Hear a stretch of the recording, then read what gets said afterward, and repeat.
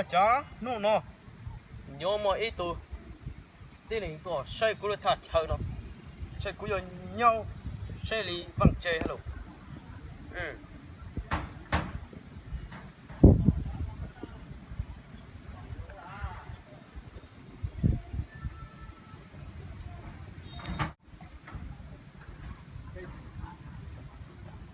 nhất rồi vậy nào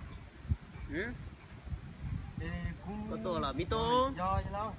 cô nói có chỉ có có tập về tao sáng này có chỉ mới chùm bờ của cái lâu lẻ lẻ đó số tao nó là sư phụ chứ sư phụ cái tủ trên sẽ có giờ có chỉ chùm bờ cái lâu lẻ lẻ đó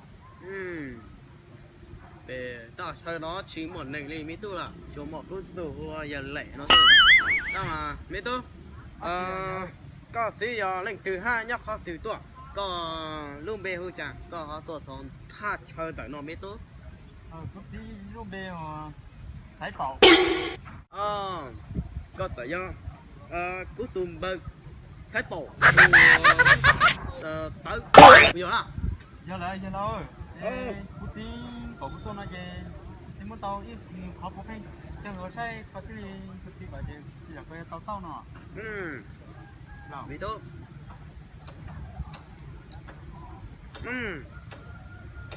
do lẽ có sai của bao chị cái đó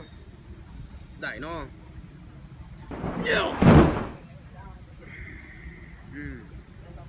có thành trong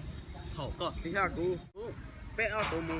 cỡ li ít thủ xí hư nhau phụ tu số để tỏ bút tỏ lấy hoa để sinh khỏe tiền đã tối tối chia xin đâu wow có gì không gì cái con xí khâu cơ nó nữa yo mấy tu đâu nó chế phải yo có xí hư có gì thì cũng tu xí hư khe chấp lời thâu cậu tại đối trong nó cứ chỉ tao hỏi đi đã cũng khe cơ ha họ mấy tu họ tao nó chế chế tao cứ chỉ để bố phanh đấy có đây mua trong cửa li họ chờ giờ lâu mấy tu có gì thế cứ để bố phanh nó là mùa lu xí hở cả một bố bể lại vào sống đủ một bể đời một chó xí hư có một chó y đầy mua luôn bể hạt tiền của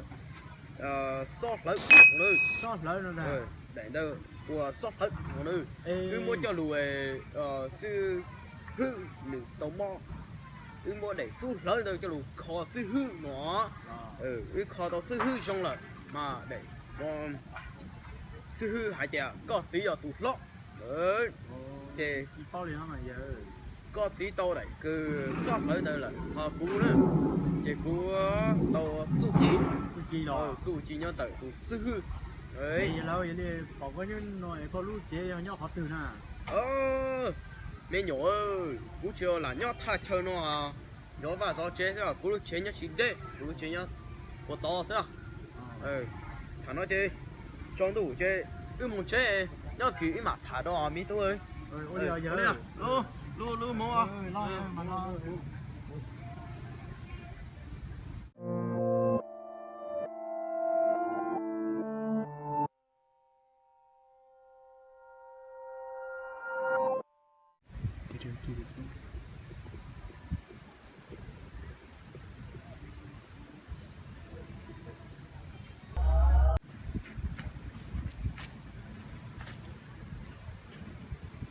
vậy đâu, tôi điều tao nó cái tổ vấn đề thế này nhá. mấy tổ,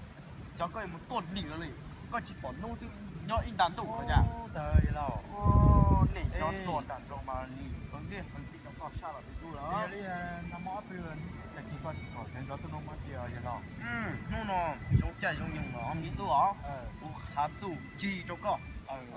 Chỉ xem mà cũng khá luôn. Mà má đó, mà má ai thổ thứ con chọc kinh nó chỉ con tập phá luôn gì nữa, có xe giờ lỗ ó, dùng đó, ó làm thế nữa, chơi được, nó.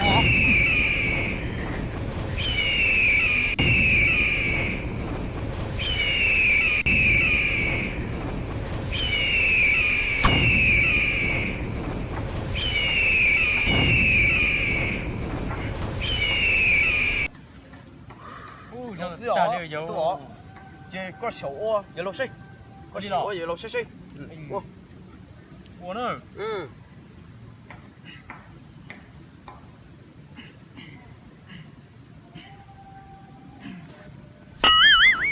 chỉ do lúc xí hậu nó mà to lên nó đấy có sao nó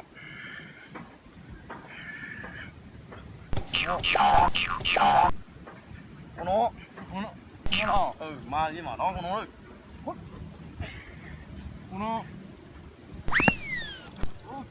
Chọn thâu thế giờ lâu rồi. à thằng nó bây giờ sẽ theo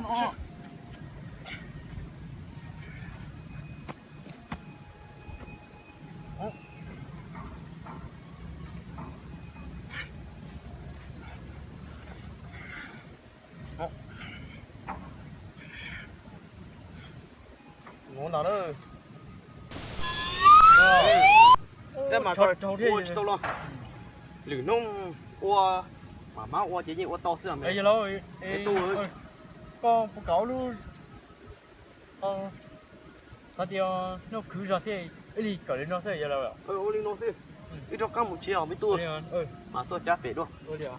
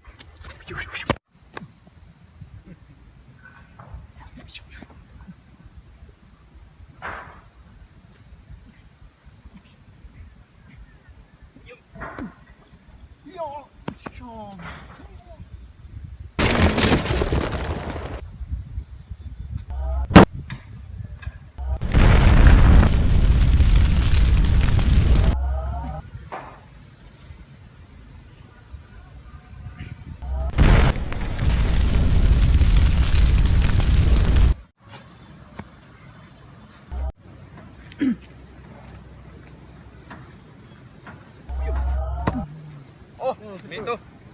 con là nó quay ai chỉ con Có là chiều xếp. mẹ tôi nông nó có cỡ tao sư hư trụ tàn thôi là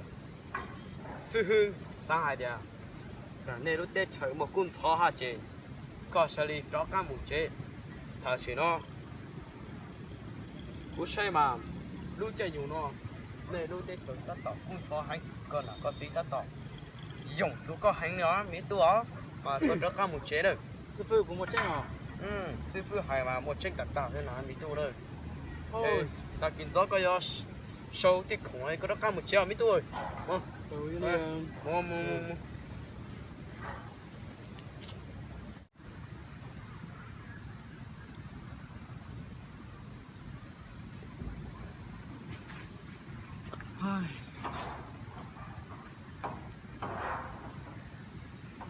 sư phụ. Ôi, tôi thì nếu có tài chế, mà cái những tài chế có lo, có tôi nữa, cái nó lo. ôi này mi tu rồi Sư phụ. lúc nào chúng chơi nhom nhom chơi bây giờ một đó cả một có vào có chơi một ba thì còn đã có chơi nữa mà mi tu Ôi liền sư phụ. Sư phụ lo, tôi cực cờ. Đã thế chị, cái liền có sư phụ chỉ đầu, lúc nó chơi cũng vô mình đầu tiếp theo chơi là cái gì. Ô, chú bọn mình nói là chơi nhau đi, cũng nhà cũng nhau chờ là sư phụ. có lý nào Sư phụ là cái họ thì người giao họ thì nó mòn còn cho con nhau lại cũng một cái nó cũng mãi có tôi sai có sư phụ rồi có lý mà ở bên nó có tuổi sư hư mà khá lâu à thì chạy chân nó có Olia sư phụ để có lý mà cái cũng nóng như là chơi cái sư phụ để nho giống ấy cái đi thọ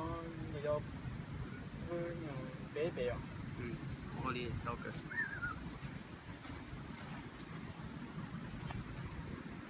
bé sợ mi tu chia ta đi à sợ cho nó sư phụ giờ cũng mang cái chơi nữa có lý mà có muốn đấy ở đây nhóm mà nhóm con chưa ơi ô lý à mi tu ơi mò to à mi tu à yêu chơi cho cả một chơi hello